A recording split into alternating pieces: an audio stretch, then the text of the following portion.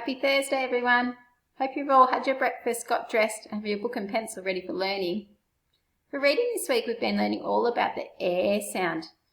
Today, you're going to have a go at spelling some words with the air sound in them. The letters A, R, and E can be used to represent the air sound, such as in the word care.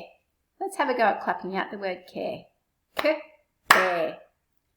I can hear a K sound, and I can hear the air sound. So we've got K, air. Let's put it together now. K, air, care. It sounds right and it looks right. I wonder how many words you'll be able to write today with the air sound in them. In writing, you'll be learning all about verbs. Verbs is a tricky word. To help us remember what a verb is, just remember the verb is a doing word, such as play, cook, or paint. Learning about verbs will help us in our procedure writing. You may be able to challenge yourself next time you write a procedure and see if you can use some verbs in your writing. Finally, in numeracy, we've been learning all about fractions. I bet you can see fractions if you look around.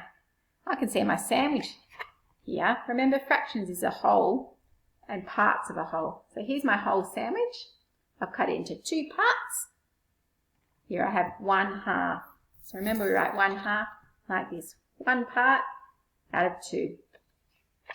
When you finish your numeracy work today, ask Mum or Dad or whoever's looking after you if they can take a photo of your work. The educator will love to see what you've got up to. Be a really good listener and have fun learning. Bye!